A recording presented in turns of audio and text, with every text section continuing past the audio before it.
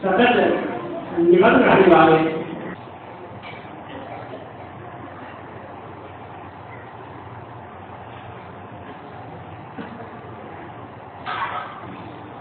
मंगल मूर्ति सद्गुरु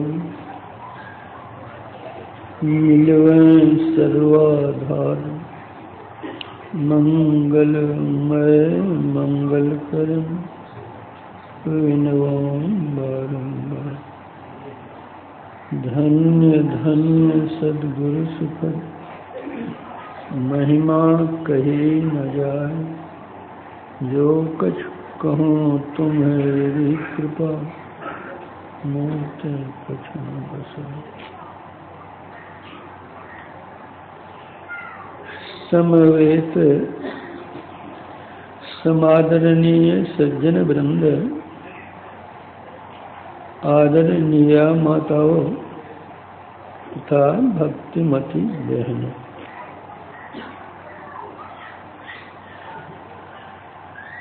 जागतिक सभी प्राणी त्रैताप तापित हैं।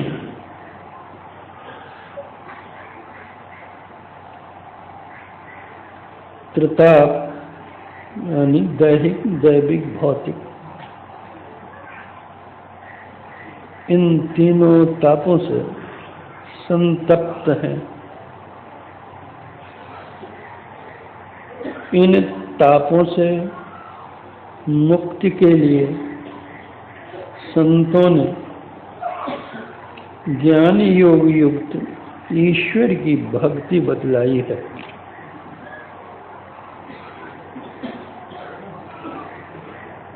गोस्वामी तुलसीदास जी महाराज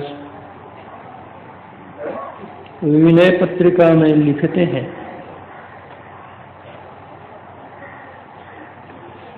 प्रबल भवजनित त्रय व्याधि भेषज भक्ति, भक्त भेषज मद्वैत दर्शी, संत भगवंत अंतर निरंतर नहीं किमपि, मति विमल कह दास तुलसी। और रामचरितमानस में भी उन्होंने लिखा है,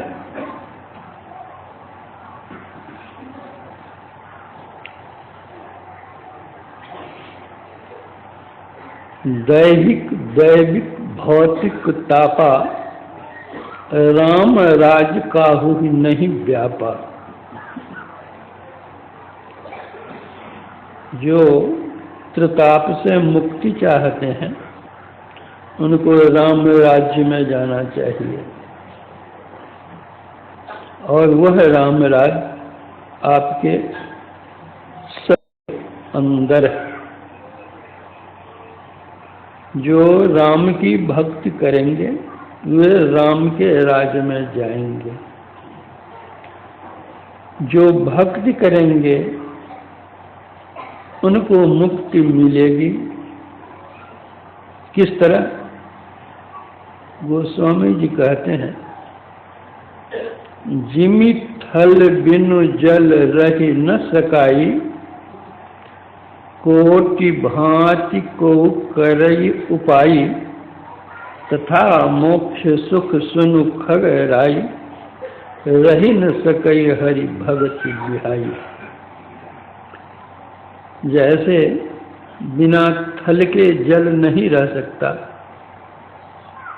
उसी तरह भक्ति को छोड़कर मुक्ति भिन्न नहीं रह सकती। प्राणियों में मानव श्रेष्ठ है। यही ईश्वर की भक्ति कर सकता है। इसीलिए अभी रामचरितमानस के अंदर से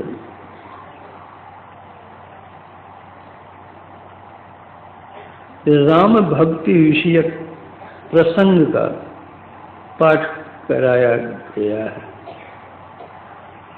राम भक्ति चिंतामणि सुंदर, बसई गरुड़ जाके और अंतर, परम प्रकाश रूप दिन राती, नहीं कछु चाहिए दिया घट बाती आज।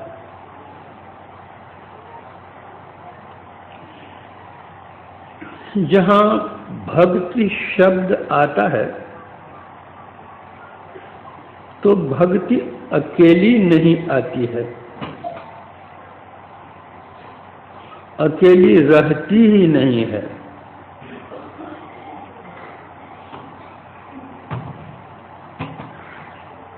भक्ति किनकी की जाए,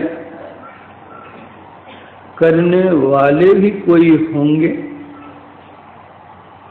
तो जो करने वाले होंगे वे भक्त कहलाएंगे, जिनकी भक्ति करेंगे वे भगवान कहलाएंगे। भक्ति करने वाले भक्त कहते हैं। भक्त, भक्ति, भगवंत, ये त्रिपुटी, ये तीनों रहेंगे।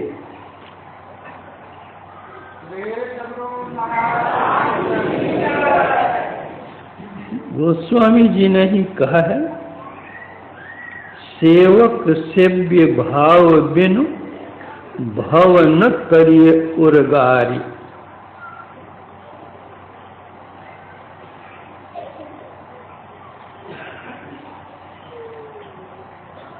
सेवक, सेव्य और सेवा। सेवा के प्रकार विभिन्न हैं। मातृ सेवा, पितृ सेवा, गुरु सेवा, परिवार सेवा, समाज सेवा, देश सेवा, विश्व सेवा।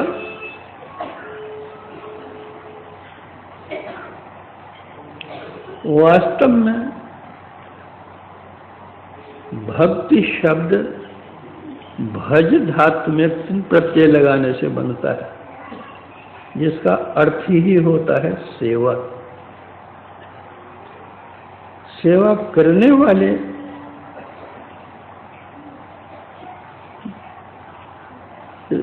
भक्त कहलाते हैं। श्रीमद् भगवत गीता में भगवान ने 4 प्रकार के भक्त बतलाए हैं। आर्त, अर्थार्थी, जिज्ञासु और ज्ञानी। इसी प्रकार रामचरितमानस में भी गोस्वामी जी ने कहा है, राम भगत जग 4 प्रकारा, असुकृति 4 अनघ उदारा। चहु चतुरन कह नाम आधारा, ज्ञानी प्रभु ही विषेख प्यारा। इन्होंने भी 4 प्रकार के भक्तों का वर्णन किया है और ज्ञानी को सर्वश्रेष्ठ बतलाया है।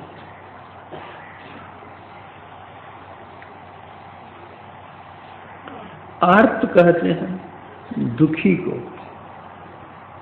दुखी होकर के वह भगवान का नाम ले रहा है, भजन कर रहा है। दूसरा अर्थार्थी है, अर्थ की कमी है, नहीं है, इसलिए वह भक्ति करता है। तीसरे जिज्ञासु भक्त होते हैं, जो जिज्ञासा करते हैं प्रभु कहाँ मिलेंगे, कैसे मिलेंगे, खोज है उनकी। चौथे ज्ञानी होते हैं, जो आत्मनिष्ठ होते हैं, प्रभु प्राप्त किए होते हैं।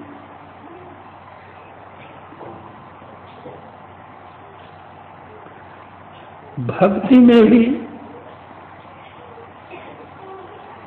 रामचरितमानस में 9 प्रकार की भक्ति बतलाई गई है। मर्यादा पुरुषोत्तम भगवान श्री राम ने परम भक्ति ने श्री शबरी जी को उपदेश दिया।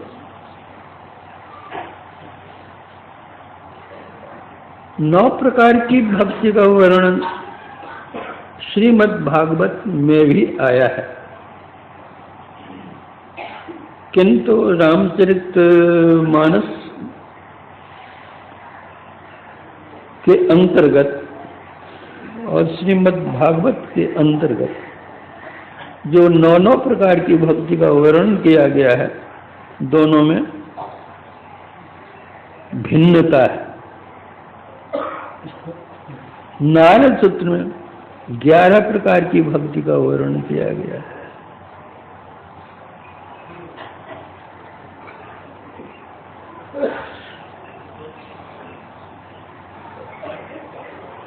वास्तविक बात यह है, जब भक्ति शब्द का अर्थ सेवा है तो यह निर्णय करना होगा कि हम किसकी भक्ति करें जिससे हम भाव से तरें।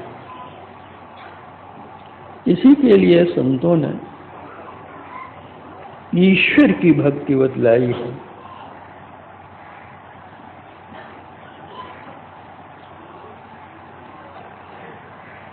भक्ति यानी सेवा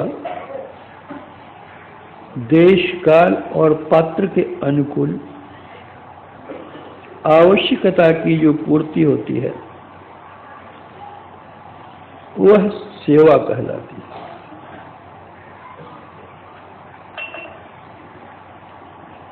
जब ईश्वर की भक्ति की बात आती है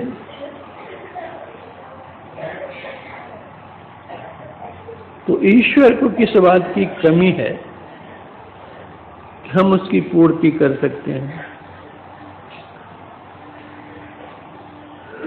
ईश्वर को कमी नहीं है, कमी हम में है, इसलिए हम करते हैं। हमारी आवश्यकता ईश्वर को नहीं है, लेकिन ईश्वर की आवश्यकता हमको है।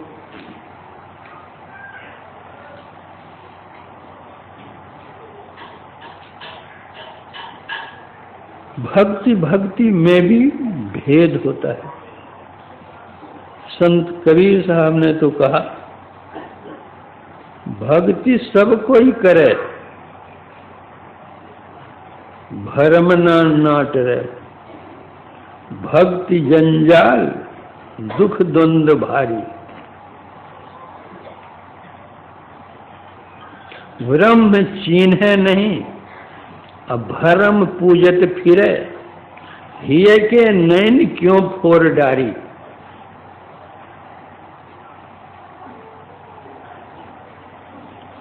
ब्रह्म की पहचान नहीं कर, जो भ्रम का पूजन करते हैं तो उससे प्रतापों का नाश नहीं होगा। संत कबीर साहब कहते हैं,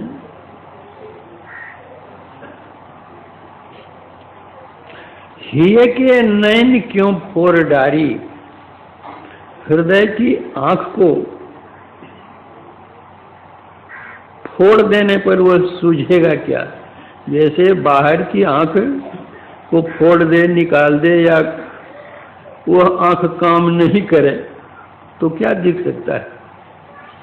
उसी तरह से जब तक आत्मदृष्टि नहीं होगी तब तक ब्रह्म दर्शन नहीं होंगे, ब्रह्म की प्राप्ति नहीं होगी, भव दुख नहीं टलेगा। संतों ने कहा, उस एक ईश्वर की भक्ति करो जैसे वृक्ष की जड़ में जल डालने से संपूर्ण वृक्ष हरा भरा हो जाता है, वह पल्लवित, कुसुमित और फलित होता है, उसी तरह एक ईश्वर की भक्ति करने से सबकी भक्ति हो जाती है। जैसे हाथी के पद चिन्ह में सभी प्राणियों के पद चिन्ह अट जाते हैं, उसी तरह एक ईश्वर की भक्ति में सबकी भक्ति हो जाती है।